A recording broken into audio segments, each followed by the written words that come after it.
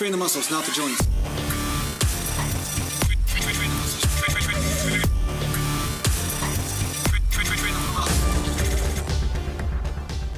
Welcome back to Natural Gallant Bodybuilding, Mountain. And today I'm going to talk to you a little bit about motivations to train.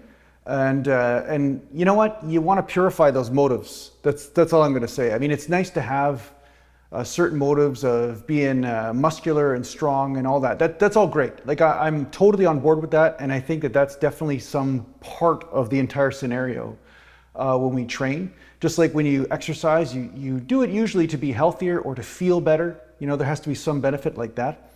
But where I feel that people get a little bit stuck, and I can see this by how they project their expectations upon me when I make videos, is that they start to apply the bodybuilding standards of competition to what I'm doing. And just as a blanket statement, just assume that I'm competing and that I'm training specifically for competition reasons. Now, of course, this is kind of absurd at my age anyway, you know, 49 years old now, almost 50 in about a month and a half, I'll be 50.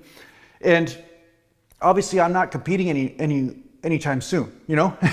And of course I have the ideal of bodybuilding set in my mind, but the main reason why I train is to connect to the body. I use it as a spiritual practice, right? It's basically like a practice of being so deep in the moment with pain and with obstacles and with the limitations that your body is showing you, and finding a way to dance with those limitations.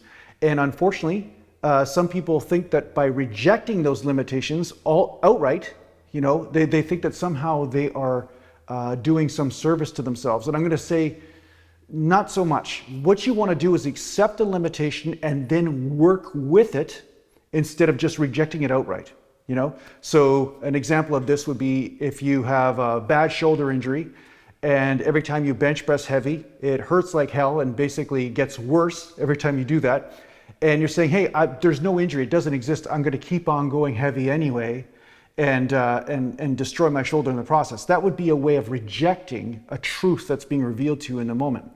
Now, a way of embracing that truth would be to possibly lightening up the weight on the bench, or maybe by changing your angle of attack, maybe doing a slight incline, or maybe doing a partial range of motion instead of a full range, or vice versa, or working with a certain range of the motion that seems to not cause pain and start to work with that and then build into strength from there and then see if it starts to rehabilitate, or maybe not bench pressing while it hurts you at all and moving into some other exercises such as dumbbell bench or incline or decline or dips or whatever, that cause you more comfort and results without the constant, you know, two goats ramming into each other, you know what I'm saying?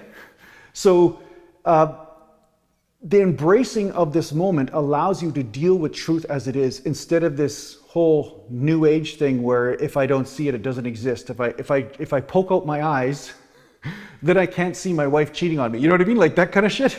It's a form of ignorance, right? So I'm here to bring sobriety into this process and say, yes, there is still positive things that can happen, but not through ignoring what is happening and just driving right through it. What you have to do is dance with that information, see what this information coming from the body, see what it's telling you, and then start to navigate around it in a way that is more harmonious.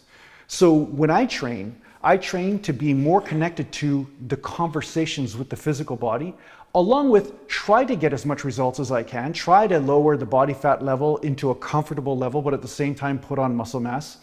But sometimes there are going to be certain limitations that you also have to embrace. Such as I just had a comment in the comments and a guy was trying to tell me how to train. He said, hey Jason, I think your chest is being outweighed by your shoulders, so you know you should change the way you train. You should train lighter for a bit. I'm like, have you not watched any of my 1,000 videos? I've done lots of videos where I've trained lighter.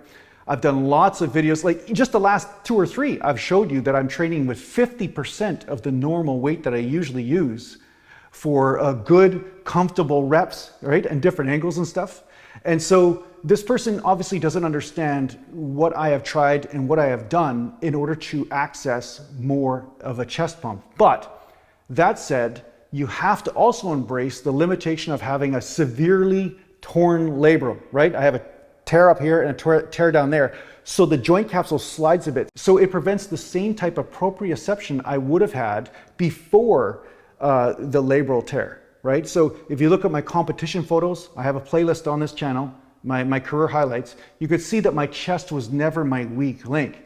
It might not have been my strongest muscle group, but it wasn't my weak link. And I won a lot of shows based on symmetry. You know, it wasn't on just size alone. So the thing is that as frustrating as it is for all of us that have a goal in mind, you also have to deal with and embrace some of the limitations that life, God, the infinite, whatever word you want to put to it, has given you, and take it as a challenge, not as a setback.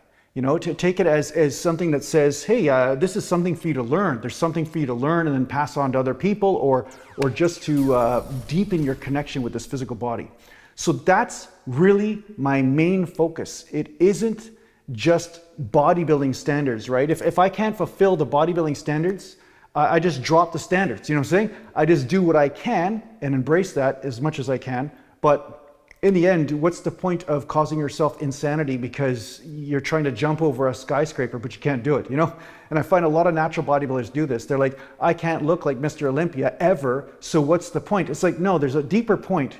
And it's not just about the superficiality of muscle and fat loss. It's also about just the connection to this wonderful thing called life itself.